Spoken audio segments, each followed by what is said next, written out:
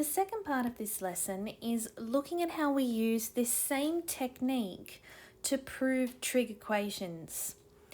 So we have seen before that when we are asked to prove something, we're trying to show that that equation holds true, or in other words, that the left-hand side of that equation is equal to whatever is written on the right-hand side.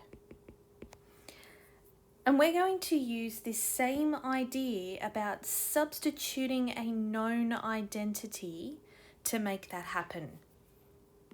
Now, all of the identities that are listed in front of us come into play here. So we need to be very familiar with not only our right-angled identities that we learned in the first trig topic, but also these three new Pythagorean identities as well. And the other thing that we need to be very aware of is that most of these questions will require us to use some kind of algebraic technique to simplify that expression, and sometimes we're going to need to do that before we even make that substitution, or sometimes, as we've seen in the last lesson, we'll do it after we make that substitution. And as we start this part of the lesson, the most common algebraic technique that they require us to use that I want you to keep in mind is that we will be factorizing many of our expressions. So we need to keep all of those factorization techniques that we've learnt throughout the year, including quadratic factorizations, in our minds. Okay, so we're going to leave the example that we explored in the first part of this lesson here so that we can sort of model what we need to do now as we're trying to prove these trig equations. So in this question 3, we know that that keyword prove means to show that the left-hand side and the right-hand side of this equation are equal to each other. So the best thing that we can do is to start with the left-hand side or the right-hand side, whichever one we think is going to be easiest to work with. Write out that expression as it stands, and then make our substitution and see if we can work our way towards the right-hand side. And I don't need my new identities that I've learnt in this one. I'm going to use those original identities that I learnt back in the first trig topic and make my substitutions here for those. And now we can see that we are being asked to add two fractions with different denominators together. So to do that, I have to create a common denominator first and then fix up my numerators before I can add them. So my common denominator, I'm going to multiply sine and cos together, which gives me sine x cos x. And now on the top, I am multiplying cos by cos, so I have cos squared. And in my second fraction, which now has this new denominator, I'm multiplying sine by sine, so I have sine squared.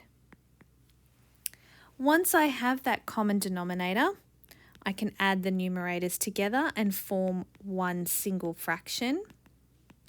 And if we have a look at what we end up with, again, we're using that new Pythagorean identity, and I can replace that cos squared, sine squared, and I'm going to tell the examiner this is what I'm doing. I'm using this identity. I'm going to replace it with its value of 1. And if we have a look at what we end up with, we have 1 on sine x times 1 on cos x, or 1 on sine x we can rewrite as cosec, times 1 on cos x, well, we can rewrite that as sec x, and we end up with the right-hand side. This next example, again, it's another proof. So again, I'm going to start with the left-hand side of this equation, and I'm going to make as many substitutions as I can to see if I can work my way to the right-hand side. So as we can see initially, the only thing that I can make a substitution for is this sine squared x. So I'm going to make that statement that I'm going to substitute sine squared x with this 1 minus cos squared x term. And we can see that we end up with something really similar on the top and the bottom of these fractions. But I can't just go and cancel bits out here. I can't just go and cancel these ones. And I can't just go and cancel this cos with this cos squared, because we know that when we are cancelling down fractions, we must have a common factor between the numerator and the denominator that we can cancel away. So that tells me that I need to look to factorise this fraction somehow. So again, if we can't see what to do with the trig expression, let's think about it algebraically. So this would be similar to having 1 minus x all over 1 minus x squared. And remembering that 1 is one of those tricky numbers where we can do a lot to it and it still remains itself, its own value.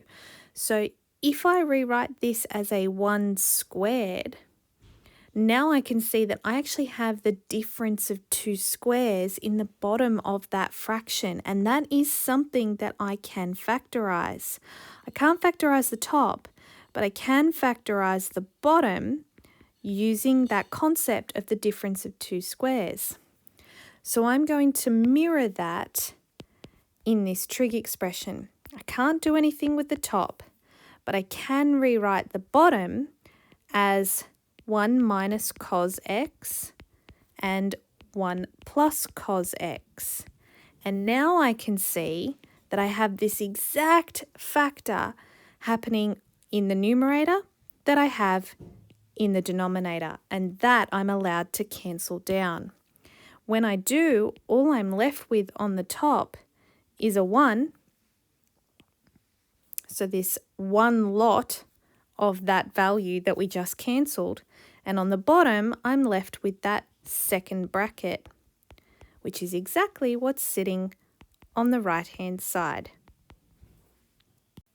And this reinforces that idea about step 2 being so important, that we're always looking to use some kind of numerical or algebraic technique that once we've made that substitution will allow us to simplify further until we can get down to as simple as possible.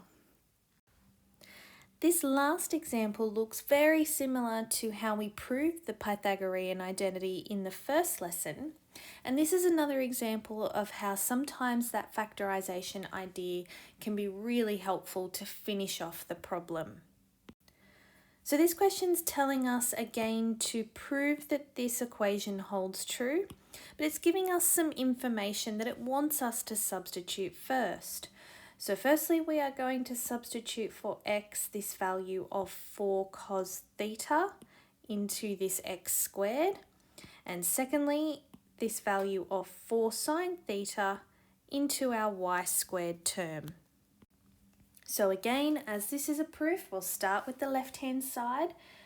We'll rewrite out that left-hand side to start with, and then we'll make our substitutions for x and for y. And then we know that our notation tells us that we can rewrite these little squares as cos squared and sine squared, but it's also telling us, because we've got these 4's inside the brackets, that we need to square those as well. So 4 squared gives me 16 cos squared theta and 16 sine squared theta. And this is where our factorization comes into play, because we can see that we have a common factor here of 16. So I'm going to factorize that 16 out. And what I'm left with in the brackets is now a known identity that I can make a substitution for. So we'll write down that this is the substitution we are using. We are going to replace that cos squared plus sine squared with the value 1. That tells me that I'm being asked to do 16 times 1, which is equal to 16, which gives us the right-hand side. And we've finished our trig equation proof. So as we can see, just to recap, quite often the steps that are involved are that we are actually being asked to use some kind of algebraic technique first, and generally that involves us factorizing. Once we've done that, we should be able to see a known trig substitution that we can replace, and then sometimes it involves us having to simplify a little bit further to achieve what's sitting on the right hand side. So this brings us to the end of our video lesson. So see how you go with the worksheet. They're not easy questions and they do require a little bit of thinking to make them happen, but the more you practice, the more confidence you'll build and the more that you will see exactly what you need to do with each style of question presented to you. So good luck!